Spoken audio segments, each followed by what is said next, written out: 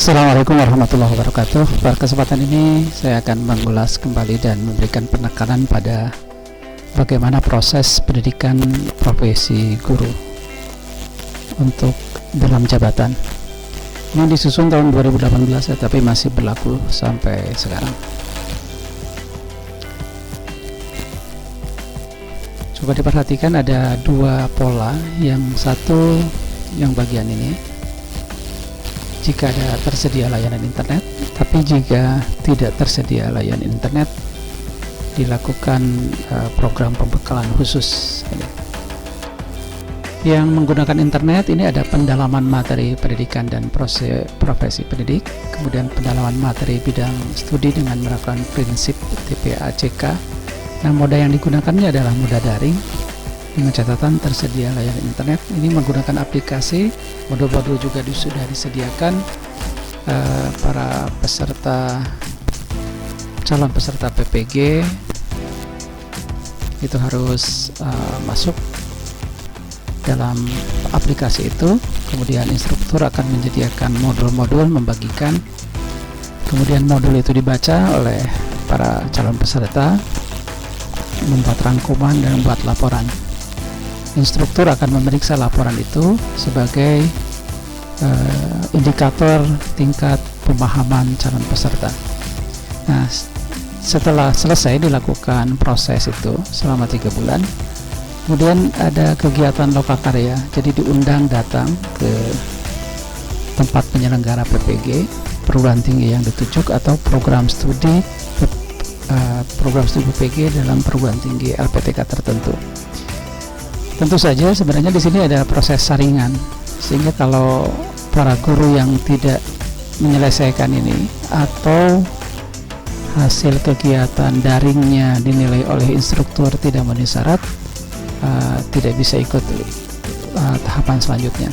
Tapi umumnya di sini bisa ikut ya, kecuali yang jarang online ya, kemudian tidak menyerahkan tugas, itu akan terseleksi dengan sendirinya. Nah, ketika ada di sini, yang dilakukan adalah review hasil daring. Jadi ada kesempatan bagi peserta untuk memaparkan, mempresentasikan hasil baca mereka. Kemudian lanjutan dari itu adalah semacam identifikasi yang dilakukan oleh para instruktur, pengetahuan mana yang masih kurang gitu ya, itu kemudian dikuatkan. Maka dilanjutkan dengan lokakarya pengembangan perangkat pembelajaran dan penyusunan proposal PTK. Ini dilakukan selama 5 minggu, jadi kurang lebih 1 bulan ya, 1 bulan setengah gitu. Setelah ini dilakukan, langkah selanjutnya adalah melakukan PPL selama 3 minggu. Di sini juga dilakukan penyusunan PTK dan persiapan praktik untuk ujian. Setelah selesai PPL, dilakukan ujian kompetensi mahasiswa PPG berupa uji kompetensi pengetahuan dan uji kompetensi kinerja. Hal yang sama dilakukan, tetapi ini dilakukannya tidak dengan daring tapi dengan tatap muka ketika internetnya tidak ada. Bagian yang di sininya sama. Baik, apa yang dikerjakan ketika lokakarya? Oke, lokakarya tadi, yang lokakarya pertama, kembali lagi ini dibahas review, diskusi hasil pendalaman materi.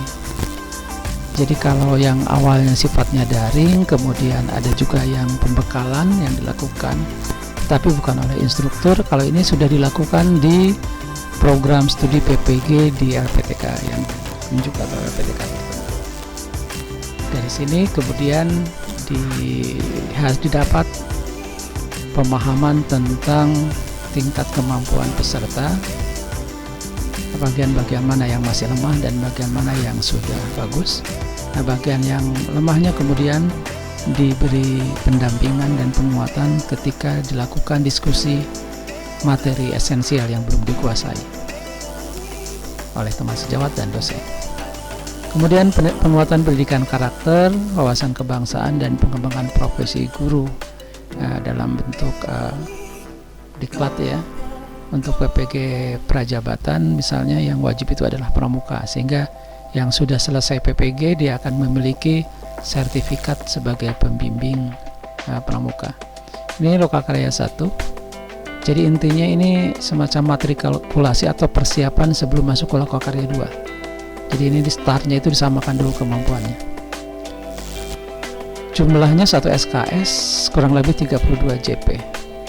Sudah selesai, kemudian masuk dalam lokakarya 2 ini bentuknya bukan perkuliahan. Jadi jangan dibayangkan bahwa kegiatan PPG, perkuliahan PPG itu sama dengan perkuliahan ketika S1. Beda.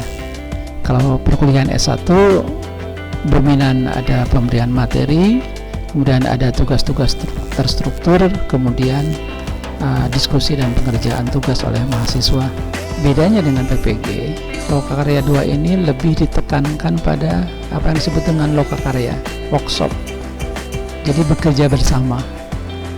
Bekerja bersama dalam hal apa? Dalam mengembangkan perangkat pembelajaran.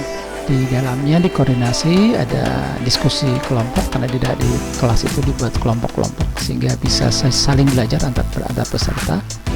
Kemudian instruktur berfungsi sebagai pendamping, memberikan arahan dan bantuan, tetapi bukan memberikan materi perkuliahan. Dasar teoritisnya, logikanya ini sudah ada di sini, sudah siap.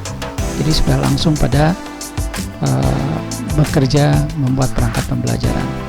Yang pertama yang dilakukan adalah penetapan KD dan indikator. Tentu saja di sini ada kajian kurikulum,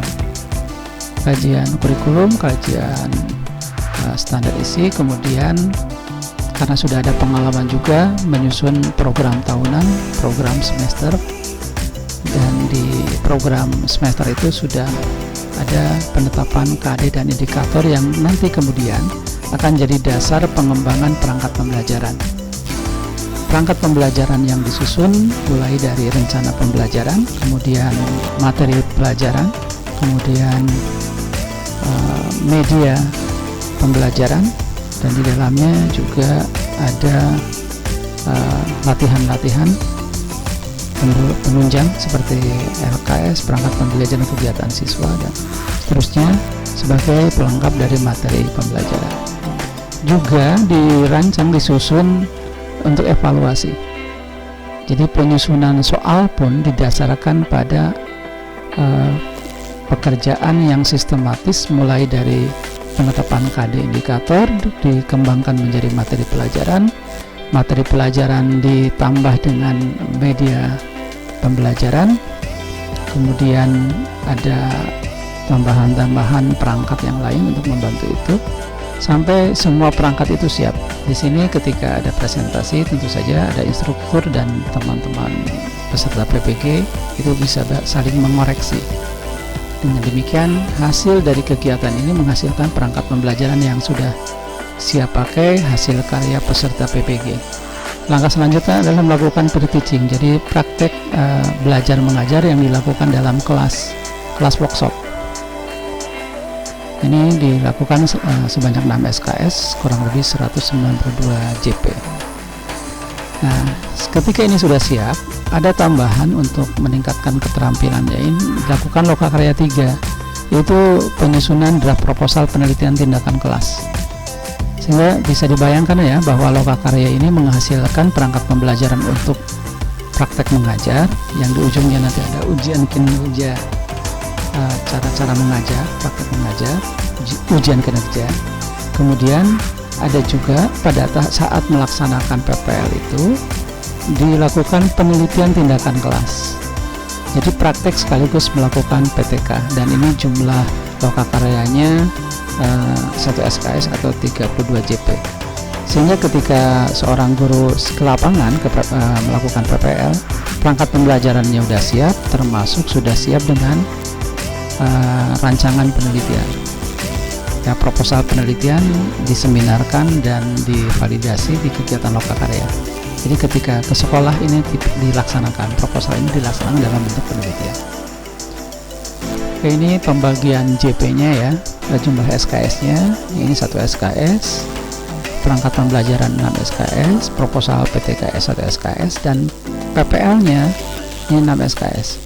6 SKS ini praktek pengalaman lapangan mengajar dengan penelitian tindakan kelas, dan di ujungnya nanti diakhiri dengan ujian kinerja untuk PPL-nya.